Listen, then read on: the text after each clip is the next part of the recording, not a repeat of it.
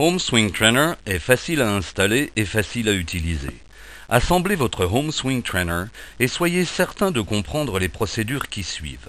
Nous souhaitons déterminer la distance de recul correcte entre vous et la ventouse, étape indispensable à un entraînement parfait.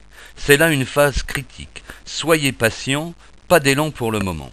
Installez la plaque murale ou utilisez une surface lisse et non poreuse, telle une vitre ou un miroir. Placez la ventouse à hauteur des yeux, formez ensuite un T avec la tige et le club tenu à deux mains. Reculez en laissant glisser le club sur la tige. En position debout, les pieds joints, vos mains et le club devraient toucher vos cuisses.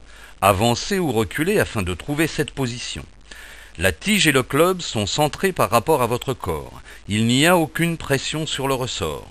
Écartez légèrement les pieds, le stance, et pour les droitiers, prenez un grip avec la main gauche seulement, même avec deux doigts. Pour des raisons d'équilibre, placez l'autre main dans le dos.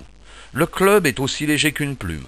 Il repose simplement sur le ressort. Il n'y a aucune pression.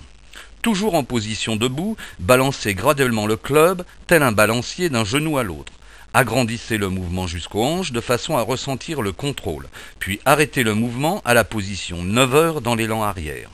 Très important, visuellement de votre position, le shaft du club devrait être en ligne avec le bout de vos pieds. Au besoin, avancez ou reculez pour être dans cette position. Déposez un club ou toute autre tige au sol afin de vous assurer de ces lignes.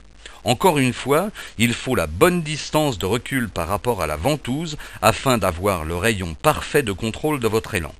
Il est maintenant temps de découvrir votre Home Swing Trainer au cours des 3 étapes suivantes, main gauche seulement, main droite seulement et enfin les deux mains.